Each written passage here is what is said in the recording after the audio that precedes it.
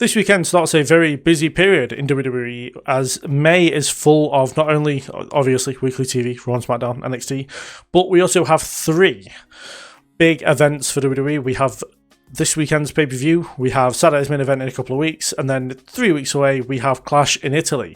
This weekend is Backlash, as Triple H would say. And yeah, I'm looking forward to the show. I think it's going to be pretty good. There's only one match I really could not give less of a crap about if I tried, but the rest of the card is looking really good. I've really enjoyed the build to pretty much all of the matches on the card, apart from that one tag match that I literally couldn't give a toss about. But I know, I think it's going to be a decent show, and I'm very much looking forward to it, and we will very shortly be getting into my predictions. So starting off with one of the bigger matches on the show, I believe, we have Seth Rollins taking on Bron Breakker in a grudge match. A match that's been going that should have happened at WrestleMania, now happening at Backlash, which is great because there's always a risk with WWE that they'll kind of hold off matches. So there was a risk that they would hold this off till SummerSlam maybe, but they're doing it at Backlash. Maybe they have a trilogy of matches through like the between part of WrestleMania and SummerSlam. But yeah, no, for me, I think it's a great match. I'm glad that we're doing it early. As far as winners go, I think it's got to be Bron Breakker. I think if you're going to make Bron Breakker the next big thing, which he absolutely is and should be, he's got to beat Rollins here. He's got to win this feud overall. And yeah, I think Triple H loves a good trilogy. This is a match that absolutely can go to a trilogy. And yeah, Rollins loses here, wins the next one, and Breakker wins overall, maybe at whatever the July pay-per-view will be, as I doubt they'll do Clash in Italy or they won't do Night of Champions. But I would even have them both challenge for the World Championship in a triple threat, and then that kind of carries their feud on to then go back to a singles match in whatever pay-per-view is in July. But yeah, for me, I feel like, as I said, I mean, it's a pretty simple prediction because it's one of those things of the older guy puts over the younger guy in a feud, and yeah, this is exactly what this is going to be. Rollins to lose here, maybe get a win back, then we'll have a decider at, let's say, either SummerSlam or the July pay-per-view. So from one of the bigger matches on the card to the match on the card that I couldn't give less of a toss about if I tried any harder, which is The Miz and Kit Wilson taking on Danhausen and a mystery partner. Now, the mystery partner thing is actually quite hard to guess, actually. I do have an idea, though it does feel way off. I'm not going to lie. It does feel a little bit off what my prediction is, but we will see. My partner prediction, because the only real clue that we know is that he's someone who likes money. That's all we have. So I'm going to, but on the other hand of things, you've got like the backstage stuff of who Danhausen is actually friends with. And for me, this may seem way bigger than the feud itself. But then if Danhausen is how he is, he's going to like choose a top guy because like then he's going to definitely win the match. He's that kind of character, I guess. So my prediction for his partner is actually CM Punk. Because, I mean, taking away the friend stuff in real life, which I know some people are going to put together, I think it's just a case of, if the person likes money, then it's Punk in it, because he said he's not here to make friends, he's here to make money. That's what I picked up on. Maybe it's going to be someone else. I've heard Joe Hendry got thrown around. That's really it, though. I've only really seen Joe Hendry be thrown around, and that's it. So I think it's one of those good things where the mystery partner isn't just someone really obvious. But yeah, I don't know why. I'm going to choose CM Punk. As far as the winners go, I mean, it's Danhausen on pay-per-view. Of course, Danhausen's going to win. We're going to get a big babyface pop for this match, especially with Bron Breakker wins the opening match, which I think it will be the opening match. To have the heel start off and then a big babyface win afterwards makes the most sense as well. But yeah, no, pretty simple prediction. The harder prediction for this is the partner choosing, which I've gone with CM Punk. Following that, I'm going to go with the only women's match on the card, which is a shame, because there should probably be a championship on the line at some point, but it's fine. We have Io Sky taking on Asuka in what is a massive grudge match. This has been going on since, like, I want to say maybe September or October last year, so this has been quite a while coming. But again, very simple prediction here. I think Io's got to get a win, because Io has been losing a lot on TV recently. I know she's had a few wins, but not like major big ones on like big matches like on PLE. Io needs to get the momentum back to either go for the Intercontinental Championship, which I would love. I'd love to see Becky and Io have like maybe a trilogy of matches. I feel like those two would absolutely cook. But then at the same time, I feel like Soroka maybe has the win on the Intercontinental Championship side. So Io needs to get back into the Women's World Championship scene as well. And yeah, for me, this starts with a win here over Asuka. Asuka doesn't need this win at all. There's nothing suggesting that Asuka should win this match at all either. I know that they should probably try and get some momentum back behind Asuka, because honestly, every time Asuka says nobody's ready for Asuka, I'm like, they just are. Like, you've lost to Nikki Cross at WrestleMania. You know, no offense to Nikki Cross, but you know what I mean? Like, Asuka isn't the force that she once was and hasn't been since she came to the main roster, really, all those years ago. So, yeah, I feel like Io needs to win here. Plus, like, again, same as like Breaker, but in a completely different sense. But the older person should be putting over the younger person. I know that Io doesn't feel like a younger person the same way Braun Breaker does, but yeah, it's just the case of Io needs a win way more than Asuka does. So I'm going to go with Io to get a win. Following that, we have the match with the most controversial build of anything on Backlash.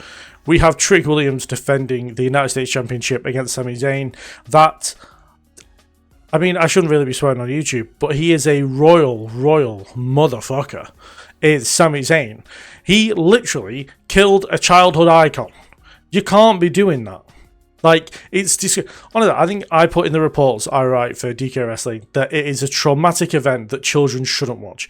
And I'm right. Like, it is awful. And genuinely, I mean, today is Thursday. As the time I'm recording this in the morning to go out in the evening. Tomorrow night is the funeral for the Gingerbread Man on SmackDown. I don't know how I'm going to hold it together, to be honest with you. It's going to be an emotional one. You know, this is a guy who came into the wrestling world trying to make a name for himself because, of course, his father made a massive sacrifice in the second iteration of Shrek, where he sacrificed himself so then Shrek can get his forever love. And yeah, now the Ginger Man has been murdered in cold blood on a episode of SmackDown by someone who we're supposed to believe is some kind of babyface. Like, honestly, I don't know how Sami Zayn could even look at himself in the mirror. It's absolutely disgraceful. And then he has the audacity to question why the funeral is happening on SmackDown. He like insults it still. Like, he's probably going to interrupt the funeral tomorrow. I'm going to be livid. I don't want to see Sami Zayn anywhere near that funeral tomorrow. It's one of those things where it's just, you know, WWE really want to push the belt out with some storylines. And Sami Zayn could have had a good, respectable match with Trick Williams, the United States Championship, and instead he has done something vile. And I don't know how people look at him. Like, I don't know how he looks at himself. I don't know how he sleeps at night. It's disgraceful. But as far as predictions go, of course I'm backing Trick Williams. Like, I think everyone in the entire WWE universe should be backing Trick Williams. Even if you don't believe he's going to win, you should be backing Trick Williams to get this win here. And yeah, I think Trick Williams is going to get like one of the biggest pops of the night. Trick Williams is slowly becoming not only one of the biggest stars in NXT, but one of the most over stars in the whole of WWE. And I'm very surprised by this. For one, I'm not a massive Trick Williams guy, but this stuff, like, if he carries on how he's going, I'm going to get more invested in Trick. I'm not going to lie. I used to call him a sidekick a lot. I'm starting to think a little bit less about like that now. But yeah, no, I'm looking forward to the match. I think the match itself is going to be really good. I don't think it's going to be quite as good as the WrestleMania match because like most of the time, the Backlash rematches from WrestleMania don't tend to be as good as the Mania matches. But I am happy to be wrong on this account. But yeah, absolutely backing Trick Williams to continue his reign as United States Champion. Finally, in the main event, we have Jacob Fatu challenging the Tribal Chief Roman Reigns for the World Heavyweight Championship. And yeah, for me, again, I think this is very simple. I don't think Roman is losing the title till SummerSlam. I know there has been reports and stuff that Roman is going to be dropping the title to Jacob because he's going away in June, because he's not going to be at Night of Champions, all that kind of stuff. I simply think it's just report fodder. It's nothing. It's just people speculating and stuff. I don't think that's going to be the case. Would I be happy if Jacob won the title? I think technically the promo from Roman is right. I don't think Jacob is quite ready yet. I don't really view him as a world champion or a WWE champion quite yet. He will be in the future, guaranteed.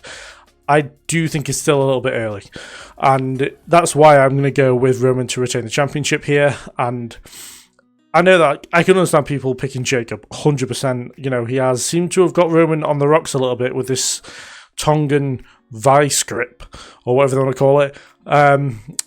But yeah, I feel like here Roman's going to get a win. I feel like I'm thoroughly convinced Roman is holding it till SummerSlam. Who he loses it to at SummerSlam? Not going to lie, really hope it's Seth Rollins. Like, they teased it on Raw and it got a huge reaction. And yeah, all I want is to see Roman and Rollins go one-on-one in the ring, because those two are fantastic as a pairing in the ring. I don't think they've ever had a bad match together, and it's been too long since they faced each other. I've been asking for it for years. You're gonna give me what I want. And yeah, for me, you've got to get them facing each other at some point. I know it's supposed to happen at WrestleMania and it didn't. Do it at SummerSlam.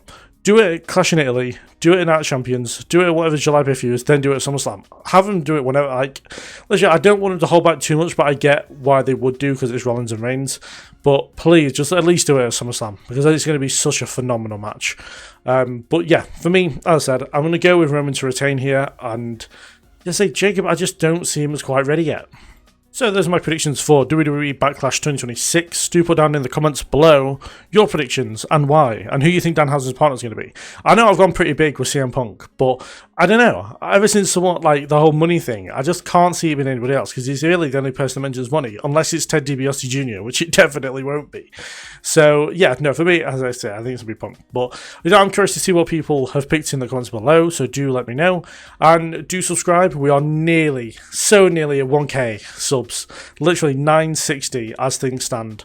And yeah, I'm just trying to get to that 1k mark, and it would be much appreciated if you subscribe. There also is a lot of good content coming. I've got my top 10 matches from past Backlash PLEs. There will be my review of Backlash on Monday, and yeah, I'm doing a video for AEW matches that new fans should check out. There's the next episode of the Retrospective coming up, covering 2005. And also, I have launched a second channel. I know I haven't really mentioned it much. There's a few videos on there now. It's called Something Else to Talk About, where I'm going to talk about football and music and TV and movies, all kind of stuff. So do subscribe to that. Me and my brother Ewan, as well as my girlfriend Ellie, have been doing stuff on the podcast channel. I try and collaborate with this channel so it shows up on people's feeds. But do go and subscribe to that. Both channel links are on like the main part of the YouTube channel, and they're in the description. So you go and subscribe to those.